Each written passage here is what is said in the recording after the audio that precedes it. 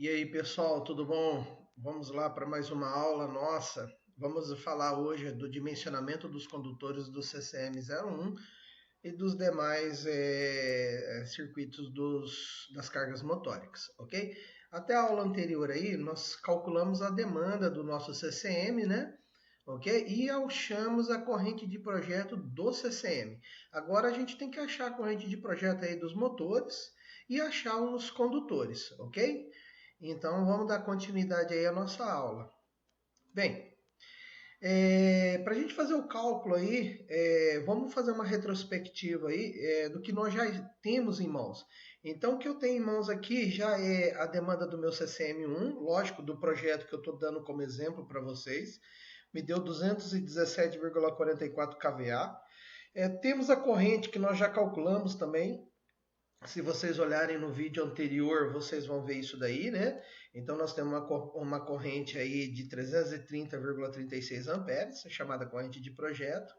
E só para lembrar, o nosso CCM1 tem 10 motores de 10 CV, 2 motores de 7,5 e 3 motores de 25, como depois vocês vão ver aí no CAD. Aí nós já calculamos a demanda de energia para cada um desses motores, né? Então o 10CV 8,36 kVA, o 25 20,69 kVA e o 75 60,70 kVA, né? Bem, baseado nisso daqui, a gente vai fazer a corrente de projeto de cada um dos motores, porque a gente já sabe quanto vale a corrente de projeto do CCM total, ok? Porque nós já calculamos a demanda do CCM, que deu 217 kVA aproximadamente.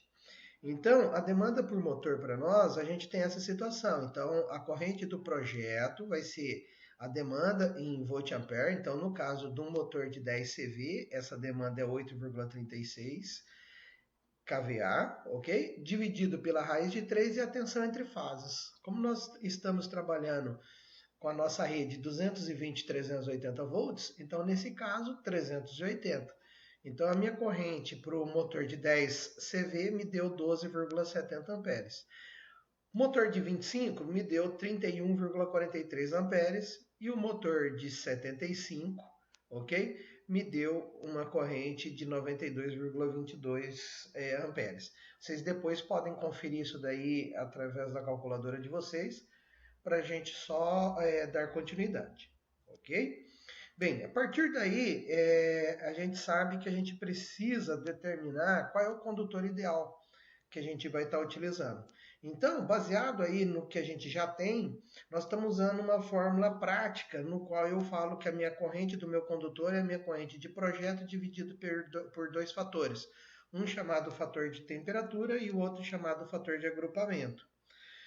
Bem, primeira coisa que você tem que saber são as características da sua indústria. Então, no caso nosso, nós já estipulamos que a minha indústria aqui, ela é uma indústria de confecção e a temperatura ambiente é uma temperatura normal. Então, eu não tenho forno, eu não tenho máquinas que dissipem muito calor.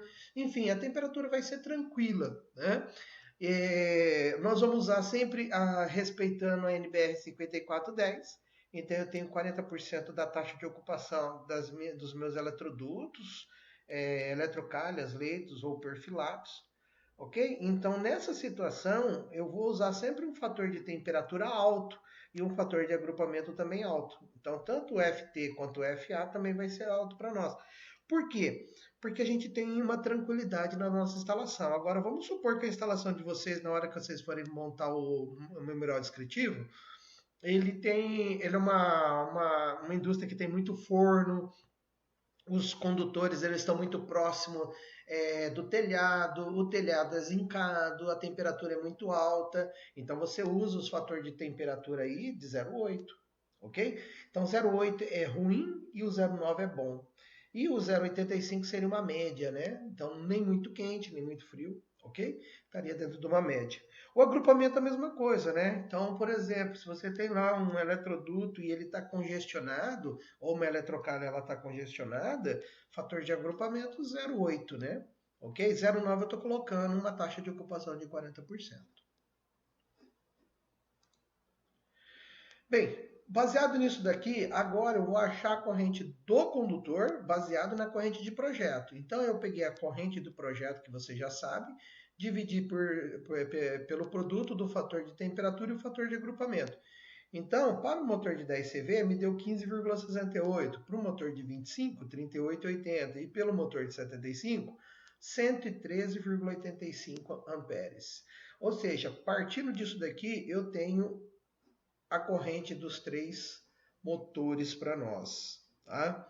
Então, feito isso daí, a gente pode usar agora aquela tabelinha que vocês têm aí na apostila de vocês, né? E no caso, eu posso escolher 2 tipos de condutores, ou PVC ou XLPE, que é esse aqui, ó. Então, ou XLPE ou PVC, tá? XLPE ou EPR. Aqui é um E, tá, pessoal? Só para depois a gente corrige aí para vocês aí na hora que for mandar aí para vocês. Pessoal, preste bem atenção numa coisa. Quando você vai escolher o condutor, você tem que deixar no memorial descritivo o tipo de condutor que você vai usar, até mesmo para aquisição, tá? Então, no caso aqui, eu vou trabalhar com XLPE ou EPR, né? Então, nessa situação aqui, o que eu vou fazer? Eu vou escolher essa coluna aqui, ó, que é a F. Por quê? Porque os meus condutores eles vão estar numa bandeja, né? Ou uma eletrocarga, um perfilado, ou leito, ok? E ele pode estar na horizontal ou na vertical. Então, no caso nosso, né, ele vai estar na horizontal. Então, nessa situação, eu vou escolher o condutor de 2,5, ó, tá vendo, ó? Deu 15,68. Ah, mas não poderia ter escolhido 1,5? Não, porque pela NBR 5410, os meus condutores têm que estar acima de 2,5, tá? De 2,5 para cima, toda vez que for carga motórica, ou seja, de força, tá? Então eu vou usar 2,5 para 10 CV. Aqui o 25 CV 38,80 amperes, eu vou usar o de 42 amperes, que é 4 milímetros, ok? E o de 75 CV, eu vou usar o de 25, porque deu 141. Ah, mas 113 eu não poderia usar o 105, porque ainda está, mesmo assim, está acima de 92,22? Não, porque está muito próximo. Tá? Então usem acima. Você tem que usar um bom senso também. Isso é muito importante aí nessas horas. Tá? Ok? Até aí? Então, a partir daí, nós já escolhemos nossos condutores. Bem, eu tinha calculado a corrente de projeto do CCM, ou seja, o cabo que sai lá do meu quadro geral e vai até o meu CCM. Então, tinha dado 330,36 amperes. Fazendo o mesmo cálculo agora, 330,36 por 0,909 me deu 407 amperes. 407 usando a mesma tabelinha, deu 464. Isso me dá um condutor de 150 milímetros, ok? De fase para nós.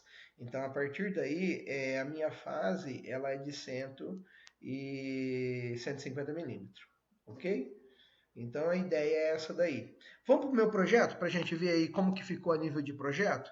Então, ó, eu vou abrir o CAD agora aqui para vocês, tá? Então, o que eu fiz aqui, ó? Eu sei que daqui para cá vai o 15 e o 14, tá? Aqui eu tenho 1, 2, 3. Então, esses daqui, ó, 1, 2, 3 são desses motores aqui, ó, tá vendo? Ó? E esses motores aqui são de 10 CV.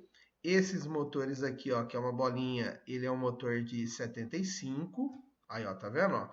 E esse motor aqui, ó, que vem para cá, ó, que são esses daqui, que são motores de 25. Então, para eu não escrever aqui, eu venho aqui e coloco na minha legendinha aqui, ó, tá vendo, ó? Motor de 10 CV trifásico 220 380 condutor 2,5, motor de 75 25 e motor de 25 4 milímetros. Ok? Por quê? Porque senão ia ficar muito congestionado o meu projeto. Eu só escrevo do meu alimentador principal. Então, do meu alimentador principal, eu tenho 3 fases de 150 milímetros. Lembre-se que a parte 150 milímetros, o terra e o neutro é metade. Então, 150 daria aí 75. Não tenho condutor de 75.